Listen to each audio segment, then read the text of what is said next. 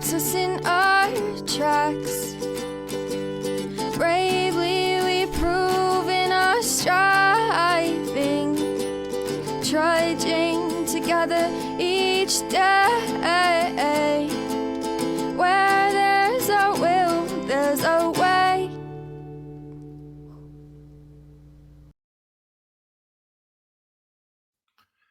Happy Sober Saturday, everyone. Sober Saturday. This Saturday, coming near you at the Mammoth Event Center. It is Sober Saturday. Morning, Michelle. Yeah, it's from the song. It is. It's the song. Oh, that's where I got the name. But it just reminded me of stuff about AA. It reminded me of a part in the big book. Figured it was a good title. Podbean says, well, if you want people to listen, you best have a good title. I mean, fuck the fact that there's good content, you know. It's true though. When I don't pick very good titles, it's just here. I'll show you real quick. Okay. So when it's a decent title, like A Resting Place or Empathies, but when I do Never Underestimate Your Loyalty, see, people are very picky. Do not see how it bumps up and down and things like that. See, yeah. See, step 2 from the 12 by 12. Look at that, 72 people. Yeah, so it doesn't, yeah. These are all the things that be like, I want to do that. I'm like, great. You have to learn how to do good,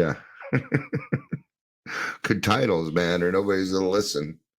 Oh, I don't like that title. Such a quick judgment. Never judge a book by its cover, my friends, right? Ah, good stretch. Good stretch.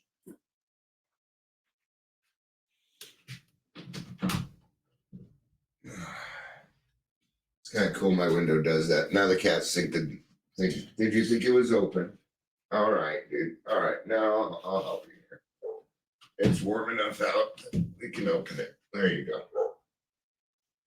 Go make the dog bark. Yeah, pretty cool window, huh? So it opens top too, so you can just get air in, but then the cats hear me open it and then they come here and then I feel bad. And then, yeah, see all this shit that happens and the human being way before it shouldn't. All right, welcome to Daily Trudge. My name is Dion. I'll be your host today. Saturday, I don't get many people on Saturdays. It's especially when it's a nice Saturday. Now, when it's snowing outside or raining or people don't want to go out and about, that counts a little bit higher. But especially at noon, because people are also going to meetings. So before I get going, I wanted to talk a little bit about breaking generational cycles. And that we are breaking generation. I'm watching it happen right before my eyes. I'm not the one breaking the generational cycle. That would be my kids. I'm a little too old, but I can be a good example of it. But that's not totally true. It's just I'm trying to give credit to other places. I'm trying to give credit. I get enough credit. So it's one of those things I have an abundance of, so I give it away. Because, you know, the thing is I wouldn't be here if it wasn't for the help of another man who freely gave it to me. I wouldn't be here. So could credit go to him? Well, then he would just say, well, I'm going to give credit to the person that came before me, and so on and so forth, and Scooby-Dooby-Doo-Wah, which is part of the song Everyday People. Wish Heather was here. She'd really be enjoying this, right? She might pop in. Probably working. So, but we had a chance to break these generational cycles. When I got sober, I was a couple years sober, and I'm like, there's no way I'm going to let my kids be treated the same way that I was treated by my family. Everybody, and I shouldn't really include everybody in my family in that. My mom and my stepdad have been great. They have their own opinions. They have their own views. We bicker sometimes, but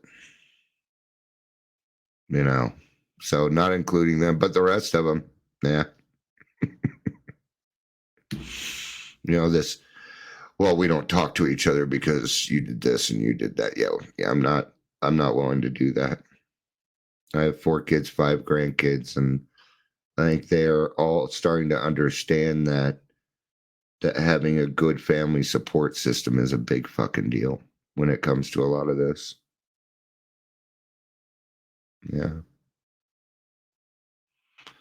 So keep being a good example. Keep being a good example for those people that are important in your life.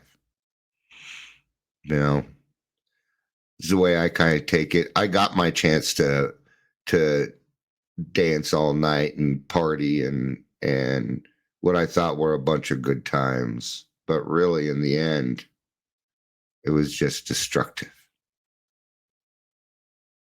It was really destructive. The best days of my life lie in front of me. And I believe that. But I'm the one that needs to make the choice to do that. It's a big choice, man. It's a big choice. Right? I used to run around and say, I'd die for my kids. I'd die for my kids. And I was dying for everybody because I was drinking. And drinking is what we call suicide on the installment plan. Okay? Until somebody said, Dion, dying's the easy way out. Would you get well for him?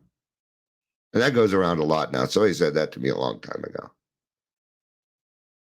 And I never said, it would still be years before I got sober. But I wouldn't use that line again. That shut me down. But what it did is it just increased that wanting to quit. See? All right. Let's get to the reading. We're going to be in There Is a Solution. See, Alcoholics Anonymous is full of every type of person out there. Every type. Every ethnicity, every religion, any type of work, careers. We got doctors, we got Skid Row bums, we got pilots, judges, CPAs, electricians. It's funny because everybody that I talk to tells me, oh, in my industry, this is the worst industry when it comes to alcohol. No, it's not. It's not how it works. But there are some jobs that alcoholics are attracted to. I'll tell you the number one. It's hospitality. Hospitality and then sales. Those are the top 2 careers with drinking. So, morning, Becky. It's good to see you. All right. So all of us are just regular, everyday people. And we are normal. We are mostly normal in every single aspect, except when it comes to alcoholism. But that in and of itself makes us a distinct entity. But we come from all sorts of backgrounds. Some of us come from single family homes. Some of us, we were the only child. Some of us, we were one of 8 children. Some of us had 2 moms. Some of us had 2 dads. But it didn't really seem to break the pattern of alcoholism. If you're an alcoholic, it doesn't matter how you grow up. Now, actually, that's not true, but only in the sense that even if you was nurture over nature in your family and you grew up in a in a very good home of people that loved you, your alcoholism's still going to come up, but you're probably going to drink a lot less. Did I say hi, Becky? If not, hello. Sometimes I forget whether I said it or not. I'd rather say it twice than not at all. All right, so we're going to be on page 17 in the big book this morning. Chapter 2, there is a solution. Now, the thing is this is where the big book starts. All the other stuff is a story, it's history, but this is where many of us think that the big book starts. And what's the first word? Well, it's we. Even if you go back, let's say we go back to the beginning of the book, forward to the first edition, we of Alcoholics Anonymous. Why? Because this is a we program. We do not do it alone. You cannot do it. I've never met anybody who has beat this in single-handed combat. I know a lot about this disease. A lot. More than most people, including people in the industry. Okay? Didn't matter. I was not able to apply any of that knowledge until the hooch was out of my body again. I was not able to apply it. And even then, it would be slow coming. Right? So we do this together. And in the beginning, it kind of sucks because it's like, okay, I'm having to ask for help, But then you find Alcoholics Anonymous and find that you're accepted. And it's a weird feeling in the beginning because a lot of us don't feel like we deserve to be accepted. So it's kind of uncomfortable, even though it provides us hope and things. It's still a little uncomfortable because we're not used.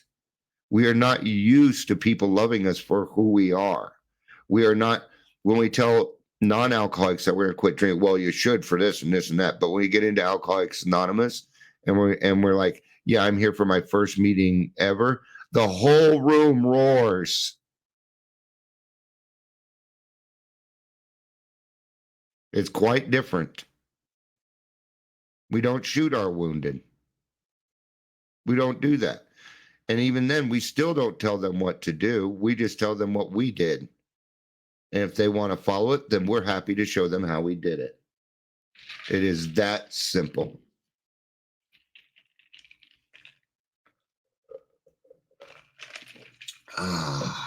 Refreshing. We of Alcoholics Anonymous know thousands of men and women who were once just as hopeless as Bill. Nearly all have recovered. They have solved the drink problem. I am one of those thousands. You're one of those thousands. Look, is that neat? You're one of those thousands, actually millions now. And I too have met hundreds and thousands of people who have recovered through this program. What does recovered mean? Let's cover that. Because you hear people say recovered, things like that. Please don't announce yourself as a recovered alcoholic so that you can seem like you're better than other people and then start an argument so that you can explain it and be right, because that's all you're doing. All right. I know better. How do I know? Because I did it. That's how I know. People think that I'm just speaking out of my butt. I'm like, no, I made that mistake of thinking, walking around thinking I was a recovered alcoholic, because really this is what is recovered? It means I've completed the 10th step. That's what it means. It means I am no longer insane, that my thinking is no longer along the lines of destruction, that I'm trying to become a better person each day. That's what recovered means. And I have solved the drink problem. I haven't had an obsession to drink for a very, very, very, very, very long time. I just haven't. Right? So what did I have to do? Well, I had to maintain that. So I go to bed a recovered alcoholic, and I wake up a helpless, hopeless, chronic drunk, and I start over. By the end of the day, I'm a recovered alcoholic again. And then the process starts again tomorrow. And what I get is a daily reprieve contingent upon my spiritual maintenance. That spiritual maintenance is me getting up in the morning and talking to God by doing the daily trudge, by going to a meeting, by getting out of myself and helping other people. That's how I maintain my sobriety. I'm in the maintenance steps. That means 10, 11, and 12 means I am maintaining 1 through 9. Okay. We are average Americans. Most of the people that come into AA still have their house, 2 cars in the garage, things like that. And hallelujah, yeah. Hallelujah. Why is that? Because AA decided instead of keeping the bar down here, we'd increase it to where it met those people instead. See, we meet people where they're at. We don't care your age. Age doesn't matter either. The fact that you want to get off the hooch, that's good enough for us. We don't sit around and talk about how long our drinking careers were. We don't talk about it. Nobody cares. The only time we really rehash the past is if there's a newcomer in the room, so they can understand that we have been there, so we know what they're going through. We understand that. And that in and of itself can bring somebody so much hope that they change their lives and start to break those generational curses.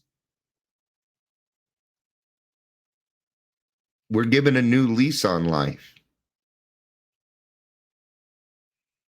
Unfortunately,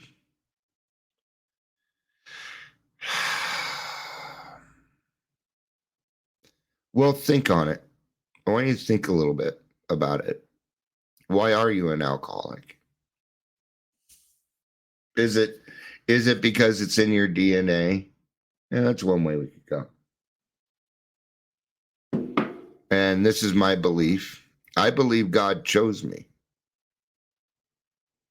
I believe that he did. Before I was even born, he chose me. I believe that. Because he's like, you know what? This guy is really going to be do you think that maybe all of that was supposed to happen? Do you think maybe God made a bunch of us alcoholics so that we could show other people how to become better people, even though we fucked up a lot? I do. Everything that is happening in my life is supposed to be happening in my life. Everything that has happened in my life has made me who I am today. And I love who I am today. But I wouldn't be who I am today if all of that did not happen to me. I wouldn't be able to help like I help if what happened to me didn't happen to me. I wouldn't have the experience, right? So we are average Americans. Good morning, damn it. Morning, Amber, or good afternoon now. We are average Americans. All sections of this country and many of its occupations are represented, as well as many political, economic, social, and religious backgrounds. We are a people who would not normally mix. We all even listen to different music, except for the song today, which is Everyday People. And I'd play it, but I don't want my... I don't know. So we are people who would not normally mix. If it wasn't for AA, I wouldn't even know you. You wouldn't know me. And every single one of us has different backgrounds. We've gone through different things. And I'm going to tell you this. I wouldn't have drank with one of you. I wouldn't have drank with any of you. And not because you're you or you're an alcoholic, but because I drank alone. Yeah, with nobody else. You know, when I drink alone, I prefer to be by myself.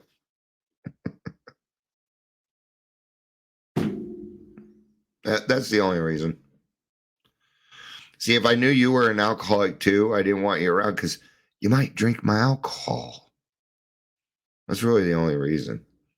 Other than that, I'm pretty easy to get along with. I've never really cared what people listen to or how they run their life. I've never really, you know, I disregarded the many, which is just as bad. Where I loved a few, liked several people as long as you didn't cause me any trouble. But for the most part, I just didn't give a fuck about anybody unless it affected my life. Weird, huh? Now, even if it doesn't affect my life, I'm willing to do something about it. Right? Maybe I'm putting groceries in my car. I return the cart. I see a very lonely cart out there in the field of the parking lot, feeling so lonely. And so I grab it and put it away. Those are the things that we're talking about. It's these little things. The little things add up to big things. Right? That's why we take steps. We take baby steps. There's only one way to eat an elephant, a bite at a time. It's going to take a while, and you're probably going to piss off the elephant. Besides, who goes eating elephants, man? Yeah. Tastes like chicken. Tastes like chicken. So we are people would not normally mix, but there exists among us a fellowship, a friendliness, and an understanding which is indescribably wonderful. What does it mean? It means, fuck you, Amber. Amber says, I leave carts for people like you. Well, thank you for supplying me with service work, Amber. I appreciate that. This is what we're talking about right now. There exists among us an understanding. See, only AAers would get that joke, or people that do service work. Anybody that does service work would get that joke. But people that don't help other people, that would go right over their head. See, we have inside jokes, and we laugh at things. You know what happens when you laugh? You know why we laugh at things? Because people are like, oh, when you laugh, you're ignoring. And I always thought, no, that can't be correct, because we're moving forward. It's actually a healing venture. Not only that, but when you're laughing, your receptors block out any pain. It blocks out all pain. Laughing is a natural painkiller. Huh. Well, when you're not in as much pain, it's certainly easier to deal with life, isn't it? Well, we were in a lot of spiritual pain when we got here. And yes, I'm going to say a lot of times people are like, you need to make I statements. And I'm like, okay, I think you should fuck off. How's that for an I statement? We have a lot of things in common. There's commonalities in alcoholics, right? Right. So I say we a lot. It makes people feel like they belong. And isn't that what we're going for? Yeah, absolutely it is. So it's indescribably wonderful. I can't explain it. It's indescribable. We write that word when we don't know how to describe it. This feeling that we get, this camaraderie that we get, is like trying to explain your higher power. And I really like how Amber's saying it lately. If I can describe my higher power, it's not bigger than me. See, another simple way to keep things in line, right? We are like passengers of a great liner the moment after rescue from shipwreck, when camaraderie, joyousness, and democracy pervade the vessel from steerage to captain's table. Unlike the feelings of the ship's passengers, however, our joy in escape from disaster does not subside as we go our individual ways. We're connected. especially now that we have meetings, right? See, when they wrote this, I mean, there were some meetings going on, but then we re-meet. These people don't come back, or maybe they'll keep in touch, right? I did when I was in treatment when I was 15. I went to it was called Outward Bound, and it was a team building thing. You learn how to work with a team, and it's 5 pretty intense days living in the woods with these people, kind of off the land. You do a rope course together, things like that. Okay. And when we were all leaving, of course, it was, you know, oh, it was great. I hope we keep in touch. You know, I had such a great time getting to know you. You feel really close. I can't remember a name or face from it. It subsided within a few days. But gosh, when it comes to AA, I remember faces. I'm not the best with names. My dyslexia really screws that up for me. But I remember faces, a lot of faces.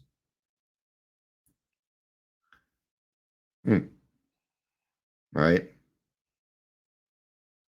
So what happens with us? Why does the feeling not go away? Because when you practice these principles in all of your affairs, and you're out there, and let's say there's somebody there and you help them, you're not in an AA meeting, you're just out and about. Maybe you're in a grocery store and you run into somebody and they're over there crying or whatever. Hey, do you need to talk? Do you need some help? Right? We're paying it forward. And when you do that, you're going right back to where you were saved. And that's why that connection moves on. You see, AA is the ultimate pay it forward. It's the ultimate pay it forward.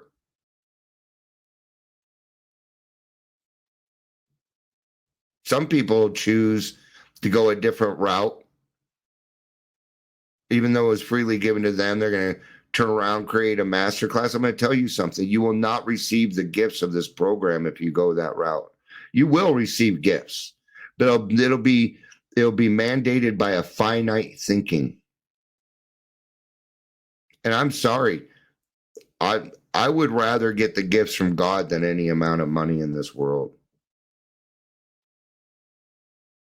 I would. What would you do with $1 million? I'd give it away. I'd give it to you. I'd give it away. Becky says, not you, the word police. Yeah. Did I say something wrong? Sometimes I don't remember what I just said. So I'm sure everybody else understands that. I'm not getting it. Somebody's going to have to explain it to me again, even though I said it. Right. The feeling of having shared a common peril is the one element of the power submit which binds us, but that in itself would never have held us together as we are now joined. What Becky said actually reminds me of a song from the 80s called Dog Police. I highly recommend you go look up Dog Police on. Dog Police, where are you coming from, Dog Police? Nobody knows who you are. Roof, roof, roof, roof.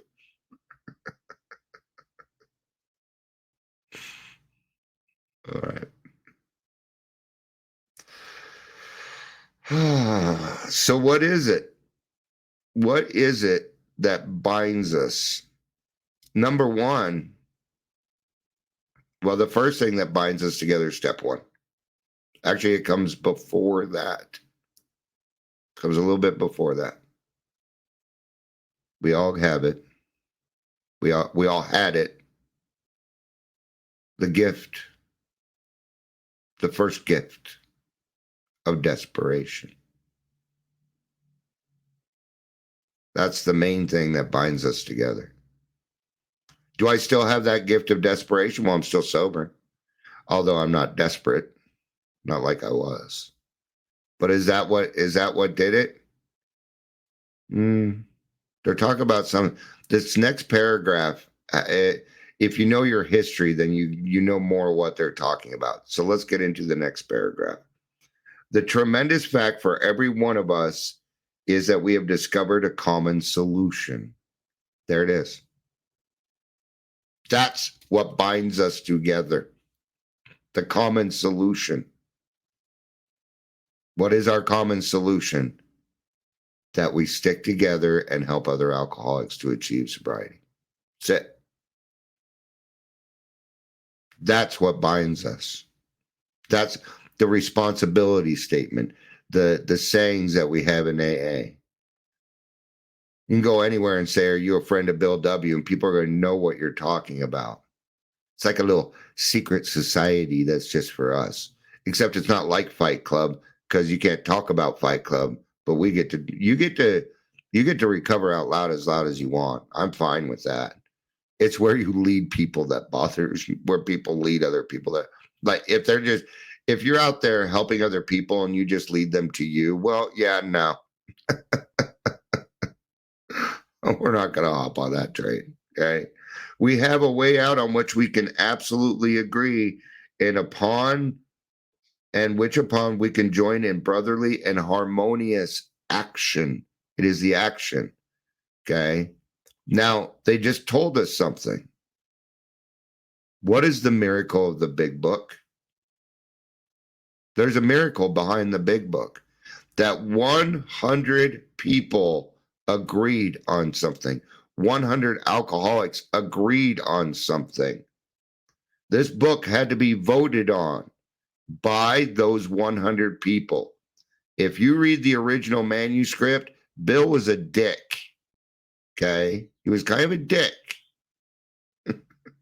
I can say that because I love him. Okay? But he was kind of mean. Okay? I think it was probably from his military time, maybe, or just the way he grew up. He didn't grow up with his parents. His grandparents raised him. His parents left when he was very, very young. But they had to redline the big book. They made a lot of changes to the big book that were not Bill's. That wasn't Bill's stuff. No. The culmination of 100 people wrote this book, and that's a fucking miracle. I never hear that in meetings anymore. I used to hear it all the time. Right? But when we know this history, how so what, Michelle, if you could expand on that question a little bit, because I brought up a few things, so I'd like to make sure I answer your question. This is the great news this book carries to those who suffer from alcoholism, that we agree on our way out. Rarely have we seen a person fail who has thoroughly followed our path, right? An illness of the sort, and we have become to believe in an illness. Yes, a mental illness. I would agree with that. You know, you'll find this funny.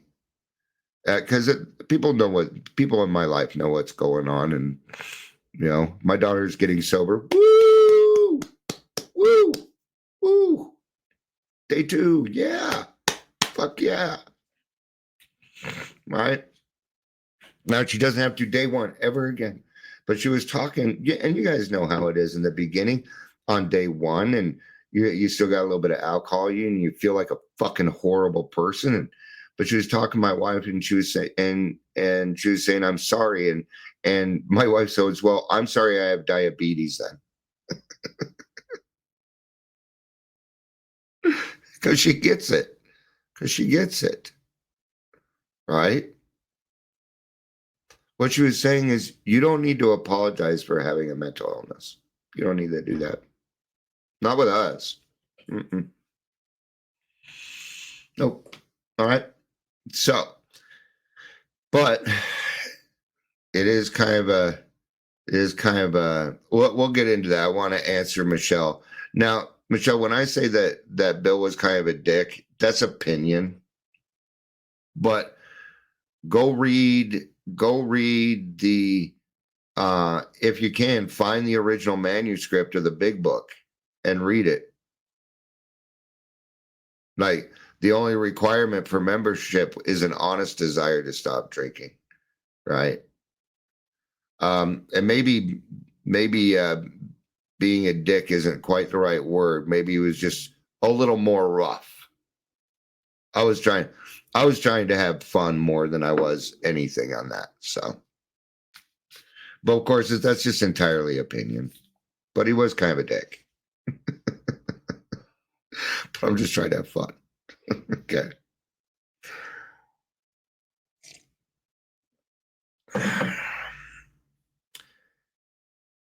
Involves those about us in a way no other human sickness can. If a person has cancer, all are sorry for him and no one is angry or hurt. But not so with the alcoholic illness, for with it there goes annihilation of all things worthwhile in life. Okay. This isn't, I understand what they're trying to do because they're trying to get you to understand, but I never felt that this was a fair comparison. People with cancer don't go steal money out of your wallet so they can go. They don't lie to you. They don't. There's a lot of other things in there. So they need to really compare this more to a mental illness, to another mental illness. Autism would, but we didn't understand autism yet. Do you get mad at people that have autism? You don't? Oh, okay. But they disrupt things and throw things and punch you in the face and destroy your furniture and steal your shit. But not so with alcoholism. Right? And alcohol is still the deadliest drug out there. Alcohol still kills more people than anything in this world, just so you know. It has not changed. There's a lot of people saying, well, and they're trying to switch it. Well, from ages, No. So it engulfs all whose lives touch the suffer. It brings misunderstanding, fierce resentment, financial insecurity, disgusted friends and employers, warped lives of blameless children, wives, sad wives and parents. Anyone can increase the list. Now, why? Because there were certain things that kept being continued, carrying through generational things. Talked about this in the beginning. I was talking about generational curses. Okay. Now, we can break some generational curses. You cannot break the curse, and I don't find alcoholism to be a curse. It's actually, for me, it's a blessing now. Okay. And why is it a blessing for me? Because I love God. And if I wasn't an alcoholic, I can't think of any other reason I would have sought for God. It was my desperation that brought God, that it didn't bring God to me. No, that would be incorrect. My desperation helped me seek something bigger than myself. That's what it did. And I'm grateful for that. Even though it fucking hurt. Oh, it hurt. It did. Top to bottom. Not just physically, but mentally, emotionally, and spiritually. I could just feel my soul fucking being ripped apart from the inside out, man. It was torture. It was hell. But if I wouldn't have went through that, I wouldn't understand the happiness I understand today. See, I get to be more happy than a lot of people in this world because of my tumultuous past.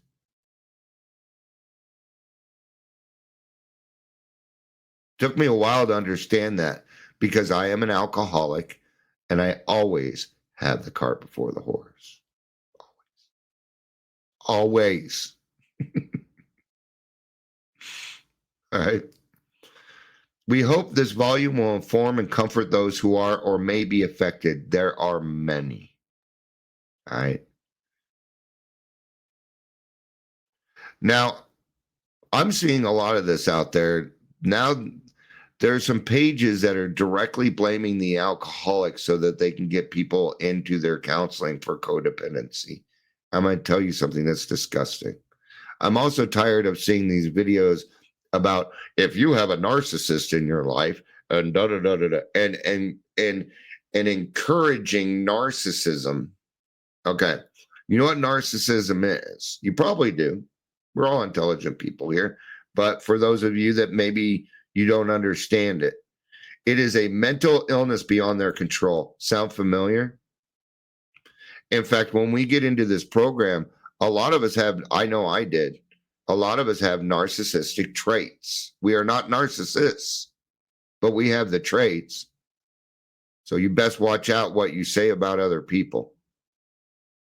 Right? See, I did not make my wife a codependent. That was not me. She was a codependent before she met me. That's why we were attracted to each other. Actually, someday I'll tell you. I'll just tell you the story now, how we met. Yeah. Well, I used to work on the docks. The union's been on strike and I was down on my luck. I'm just kidding. That's a Bon Jovi song. All right. But it was funny. That was funny. All right. Johnny used to work on the docks. Union's been on strike. Okay. No, I was an assistant manager at Skipper's off of 58th, across from the Arvada, that big. Now it's the Arvada Water Park. It's across here. Now it's a Chinese place. And Shay and I did go back there at one point, and the waitress says, "You're a bad man. You're a bad man." Because we were telling her how we met. So we just hired a bunch of new people, and the manager was kind of training them, handing out uniforms. And I saw Shannon, and I fell in love with her immediately. And I went and asked her for her phone number, and she said no. Well, that was not an acceptable answer to me. And I would torture her for the next 3 months. I here's the thing. I just went and pulled her phone number out of the file because I was the assistant manager. I could get into that file cabinet. I never called it though. I followed her home one day. She lived like 3 blocks away. I just want to know where she lived. All right. It was partly that, and it was nighttime, and I was making sure she got home safe. That was, I'm honest. That was one of the reasons why. I wanted to make sure she got home safe. It was nighttime. After about 3 months, she said yes. And it turned out that her mom didn't want her dating anybody. She wanted to say yes. So that's a little of our story of how we met. I used to go in and I'd write, the comment cards, and I'd write out the comment cards. I'll pull those out someday. She still has them. She kept them. Everything we've ever done, she kept, including movie stubs from our first movies. Now, how badly do you think this tortured her ex-husband? That's my Dion box, and don't you touch it.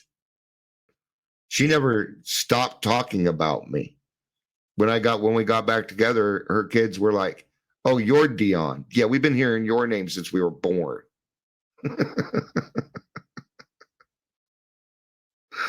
All right. Someday I'll tell our whole story there, but that kind of tells you how Shannon and I met a little bit. All right. So we're going to do 2 more paragraphs here, and then we're going to wrap up because we're at 45 minutes. I knew I was trying to eat up an hour here. Noon meeting. Highly competent psychiatrists who have dealt with us found it sometimes impossible to persuade an alcoholic to discuss the situation without reserve. Okay. Strangely enough, wives, parents, and intimate friends usually find us even more unapproachable than do the psychiatrist and the doctor. I'm going to tell you something. If you are an alcoholic and one of your kids is an alcoholic, there's a way to. I'm sitting here as living proof. All my kids are sober now. All my kids are sober. In fact, it wouldn't surprise me if she quit smoking too, which I'm going to encourage. My wife's quitting smoking this weekend. I'll be the only person smoking left, and that's going to make me want to quit smoking. See how that works? See how it works? See, when you harass the alcoholic,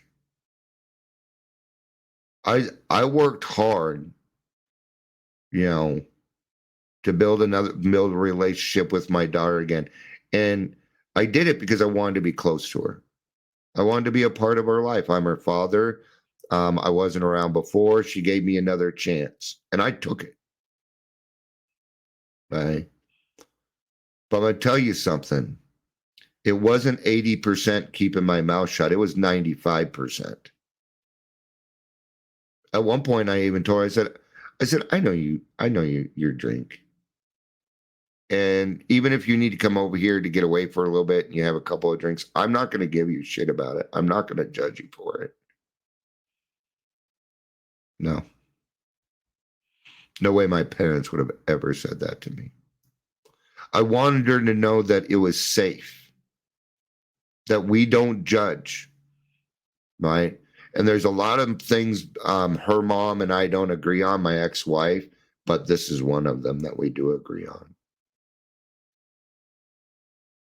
Okay? It's when we're nagging, when there's a requirement. See, I didn't make any requirements for her to come over here and get sober. Nope, none at all. It was all willingness. But all I could do is just keep letting her know that this is a safe place to do what she needs to do. And now I get to show her that right now. And she's doing what anybody would do right now. Sleep. She's probably getting some good sleep. She needs it. All right. She's still asleep. But she was probably up half the night. Remember that? Until your body just couldn't take anymore and you just passed out. Yeah. But it isn't that it's unapproachable. The thing is the psychiatrist, the doctor, they all want something. And we alcoholics know that. It's an instinctual survival skill that every single one of us have. We know when others are full of shit. We know when there's an expectation. We know when somebody wants something from us. We're very keen to that. But the ex-problem drinker who's found the solution, who is properly armed with the facts about himself, can generally win the entire confidence of another alcoholic in a few hours. Until such an understanding is reached, little or nothing can be accomplished. We're the depth and weight. We are the depth and weight so that other people can see. We are the ultimate examples. Doesn't mean we're perfect, which we shouldn't be.